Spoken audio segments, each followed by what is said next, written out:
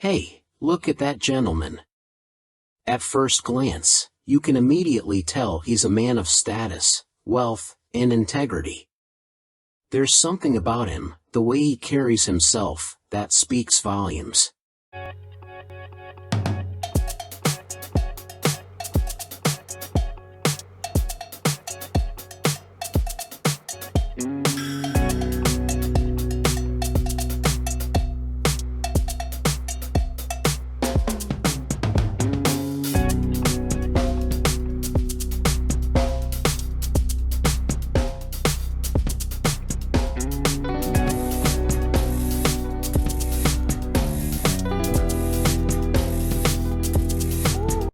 He doesn't need to say much, you can see he's someone of importance. The suit he wears fits him so perfectly, it almost seems like it was tailored for him specifically. Every detail, down to the fabric, exudes wealth and sophistication. And his hands, just look at them. They are delicate, long, and graceful, clearly not those of someone who has ever done any manual labor. In fact, he looks like he could be a pianist, someone who's spent years perfecting his craft.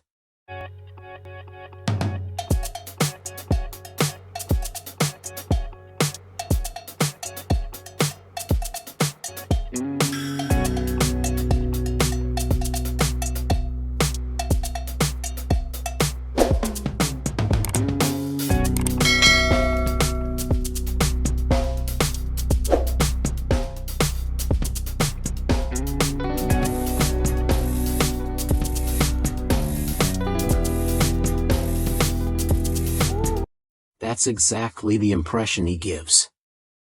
Now, watch how he takes out his wallet.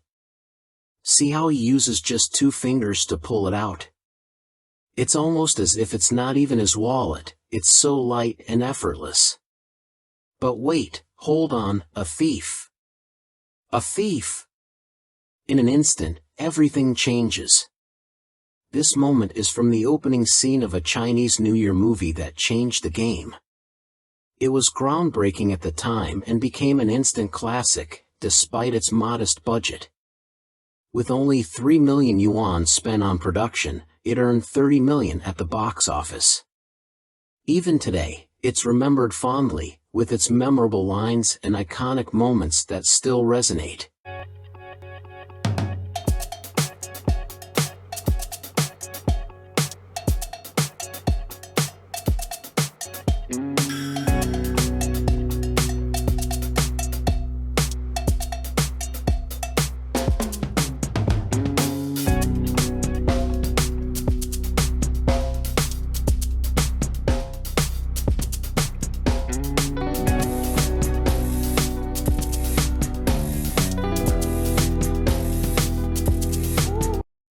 One of the most famous lines from the movie is, "A marriage without love is an unhappy one.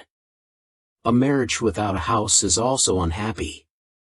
It's simple but profound, and speaks to deeper truths that continue to hold relevance. The movie centers on an actor named Zhao Yuan, who has fallen on hard times and has no work. Alongside his girlfriend Beiyan and screenwriter Lao Feng, they open a business called Good Dream Day Tour. The idea behind it is simple yet unique. They help people live out their fantasies for a day. They provide experiences where customers can pretend to be whoever they want to be, live the life they've always dreamed of, and escape from their everyday realities.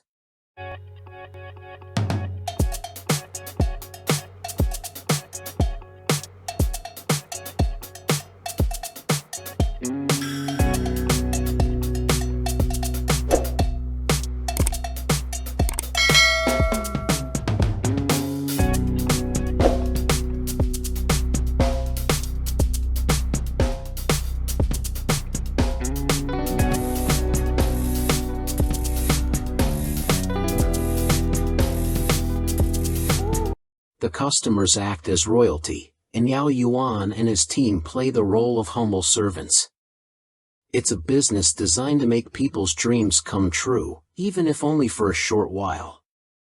One of the first customers to walk through their doors is a chubby bookstore owner who has always dreamed of being General Patton, the famous American military leader.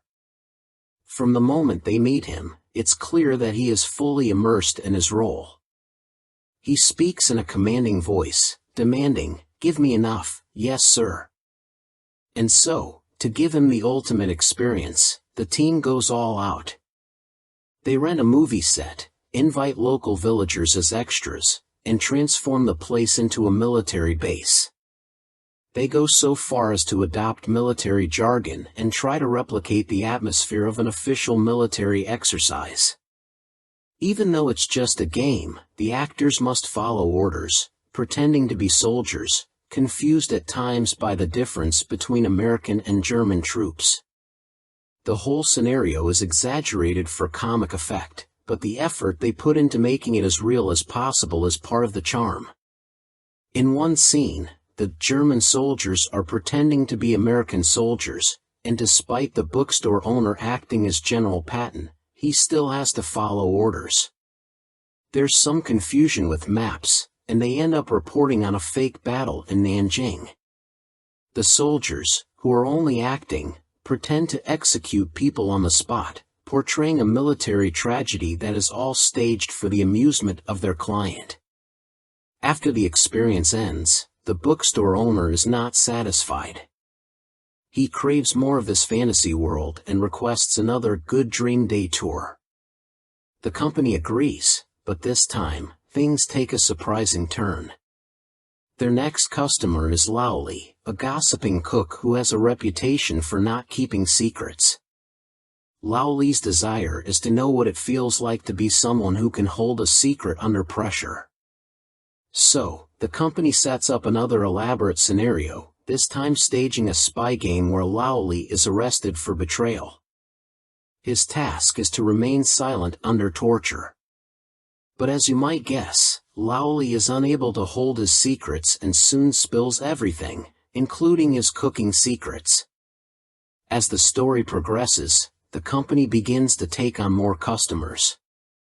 They help people live out a variety of fantasies. Some want to experience mistreatment, while others want to experience the hardships of poverty. One particularly rich man wants to know what it feels like to live without wealth, so they send him to a desolate rural area.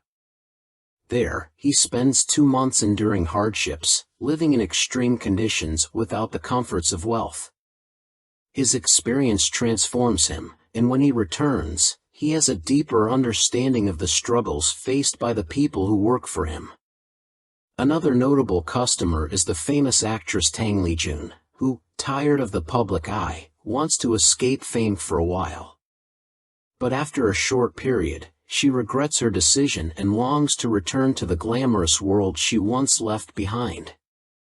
It shows how sometimes, even the most desirable lives can leave us feeling trapped, and how difficult it can be to escape from them. Throughout the story, Yao Yuan and Bai Yin continue their work, helping more people, even going as far as to lend their house to a man whose wife is terminally ill. But eventually, they feel a sense of guilt when they realize they've forgotten about the rich man they left behind in the countryside. They go back to retrieve him, a reminder that sometimes we neglect the very people we should care for in the midst of our busy lives. The film ends with a moment of reflection.